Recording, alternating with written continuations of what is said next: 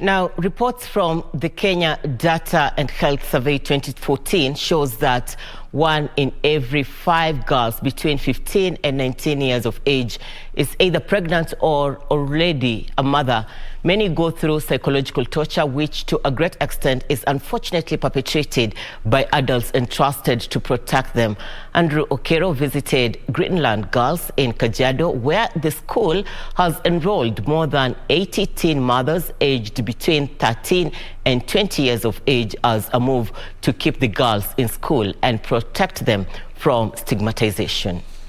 Alikuwa ananidharau tu, alikuwa amesema wewe saia wewe si mtu sasa. Akanitia mimba na akaruka, akasema hajainiona, hajainisikia.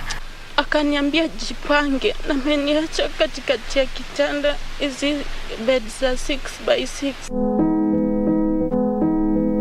For much of human history, it was common that girls married during their late adolescence and experienced a first birth during their second decade of life. This kind of reproductive behavior was considered normal. Nowadays, however, the prevention of teenage pregnancies and teenage motherhood is a priority around the world. So if in 5 years we are losing 1.9 million girls, then the future of women in this country, if nothing is done to bring these girls back to school, our future as women is not bright. The magnitude of the problem extends to social, mental, and economic well-being of pregnant girls, as most of them are not able to complete their education despite the existence of policies that support their resumption to school after delivery. Lengo kuu ni kuhusiana na kuwapa tumaini jingine. Kwa kuwa katika maisha haya wamesaulika ya kweli.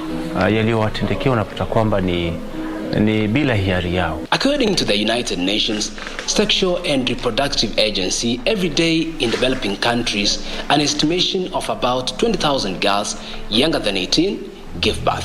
After the struggles of pregnancy, the Greenland Girls in Kajiado County have made it their responsibility to give these young girls a second chance in their education and life. Here, teenage mothers and pregnant girls, many of whom were forced out of their local schools, now aspire to complete their education. The moment they gave birth, their possession were given out to other students. So there was no space for them back there. And they didn't know how they can get back to school.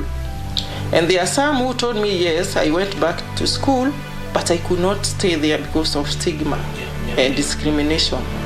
Janet, not a real name, is a Form 2 student at the school. Life as she knew it changed after she was impregnated by a son to an influential person in government while in class 7. So vile alimaliza kavaa nguo zake akaenda. After kuenda mimi nika struggle, so nimeshindwa cha kufanya. And that moment nilikuwa na bleed. Immaculate was a victim of teenage pregnancy at the age of 14. Young and innocent, she was left stranded after mother left her under the custody of her aunt. Life was tough. The experience ilikuwa so bad, ilikuwa so painful. Yani kila mtu around you anakuruka, anajifanya yani si rafiki tena, familia inakuruka, yani wewe tena si wao tena. Purity, who hails from the conservative Maasai culture, says this is a safe haven.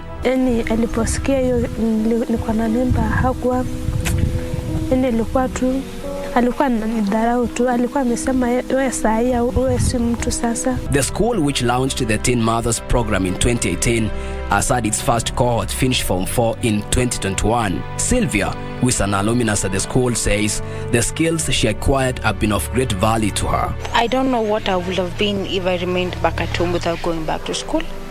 And still, the time that I was in Greenland was really much put in developing who I am or who I've become. Urban informal settlement is mostly affected by the surge of teenage pregnancies, with majority opting to seek services of quacks to procure abortions, while those who choose to keep the baby are left with limited access to essential healthcare services. What is the plight of Kenya's teen moms with teenage pregnancy and motherhood prevalence standing at 18%? What is the education future like?